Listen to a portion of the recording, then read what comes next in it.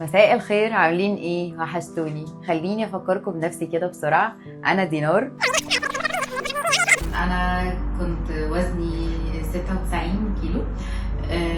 في الحقيقه عملت دايت ومريت بكل الحاجات اللي ممكن يكون اي حد مر بيها، ونزلت جيم ودفعت الفلوس وما رحتش، وعملت دايت وخسيت وتخنت وعديت بكل المراحل دي لحد ما وصلت ان انا اعمل ايه. انا وزني كان زاد جدا، بقيت اخد لبس من مامتي وبلبس مقاسات كبيره، مش عارفه اجيب مقاسي منين بالظبط، لحد ما قررت ان انا هعمل تكميم. الموضوع هنا ماشي بشكل منظم جدا من ساعه اول يوم بتيجي فيه الكشف لحد مشوارك سنه سنتين.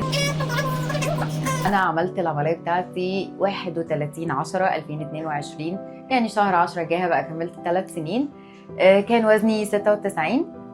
دلوقتي انا وزني يتراوح ما بين 53 ل 54. فعلا شكرا لكل تيم دكتور احمد المصري، وشكرا يا دكتور ليك انك بتساعدنا نكون احسن في حياتنا، بتساعدنا ان احنا نحقق حلم من احلام كتير بنحلم بيها.